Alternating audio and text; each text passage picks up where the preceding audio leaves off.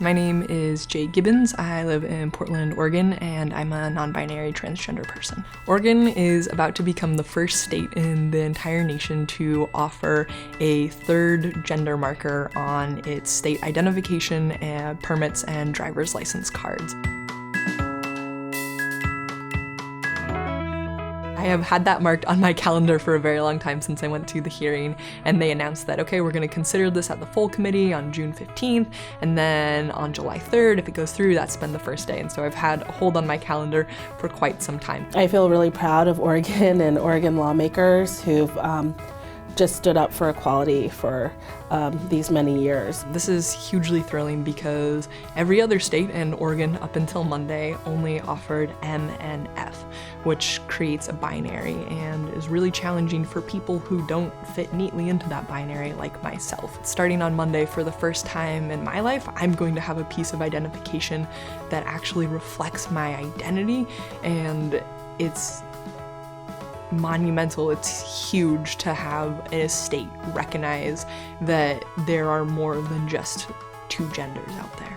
I am really excited. I'm still nervous, and it doesn't make any sense why. Like, I know they're gonna give it to me. It's gonna happen, you know, I have the money to do it. I can fill out the form. Like, I've mentally walked myself through all of those steps, but there's still something just really intense feeling about it. I think that folks don't realize how many people in the transgender community actually identify as non-binary, but in the biggest survey that happens of the trans community, the US Transgender Survey, fully 1/3 identified as non-binary. From the very time we're born, they're assigned a gender. You know, the doctor says, oh, it's a boy or it's a girl, and thus a binary is created.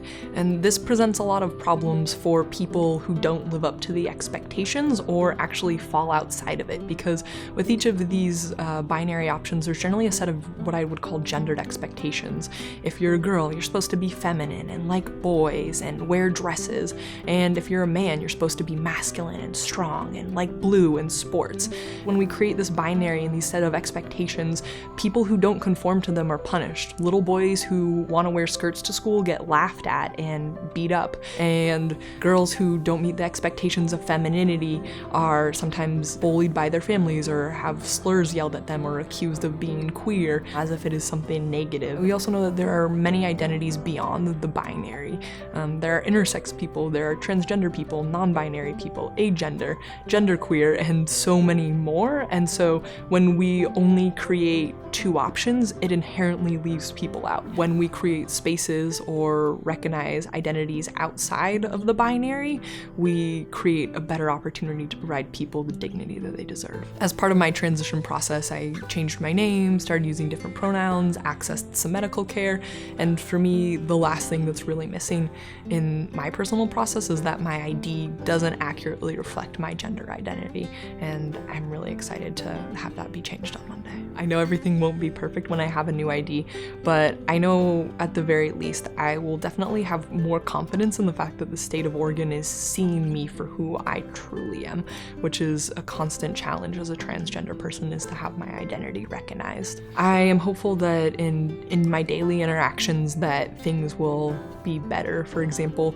when I buy a bottle of wine at the grocery store and the checker sees my ID, often someone won't know what my gender is before, but then when they see the incorrect gender marker, they make an assumption and say, "Thank you, ma'am," which is a word that I don't use to describe my identity and is really hurtful because it makes me feel like I have failed and the world can't see me for who I am. I hope that my visits to the doctor's office will be better when I have to show ID to check in and they won't say, "Thank you, miss." Maybe even if they do want to say that, hopefully people will take a moment to pause and it will create an opportunity for conversation. And I'm also hoping it will create space to talk about how many identities are outside the binary as well. This is the time in my life, this specific moment, where I have felt the safest and most comfortable in my identity, but also the most supported. Come on. This way? Yep. I checked everything. This is real. I know. Always has been. I don't know, I'm just like, I've never been more afraid in my life that I've filled out the form wrong. I don't know why, but my heart is definitely racing. I'm feeling nervous. I think it's just a really big thing that I feel like I've been waiting an incredibly long time for, and so to finally be at this moment is just wild. I guess I didn't actually know that I would see this moment in my lifetime, and so to be here now and having all that be culminating is just, it's surreal. Hi. Hi, how are you? Good, thank you for being so accommodating. 870, counter 8. Look at that grin. Look at that grin. It's exciting to see that in Isn't it? actuality. Okay, yeah. It's exciting to put it on. It's really wonderful that they have the X, but I think the even sort of bonus that we got here was the Oregon Department of Motor Vehicles actually evaluated how people select gender.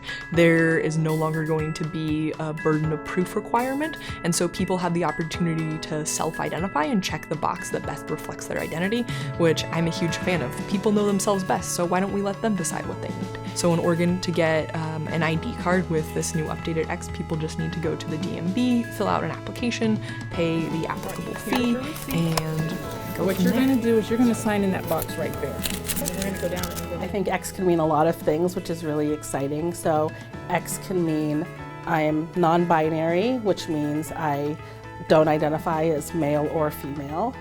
Or it can mean agender, which means I don't identify on this gender spectrum. I am just who I am. And then it can also mean I might be transmasculine, but that doesn't say who I am. That doesn't say all of who I am. Or it can mean I don't want people to know my gender, so I'm choosing an X. Thank you. I appreciate it. congratulations. Thank you. Thanks. Gotta get back to work, but I appreciate it. Bye. You ready, hon? Yeah. Look at that.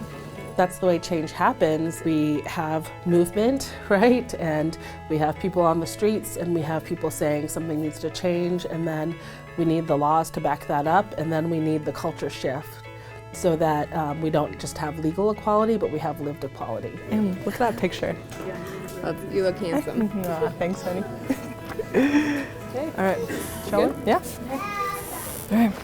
For me, this feels like something that is really monumental and maybe the end of, or I guess kind of the last step for me and something that I need, but it's really important to look at what else we need to continue to do, because this ID is not going to stop violence against trans women of color, and it is not going to solve how high our houselessness rate is for LGBTQ youth. So I would just generally say we should definitely be excited, and then the day after, on Tuesday, we also all need to stay engaged and stay involved, because there's still so much more work to do.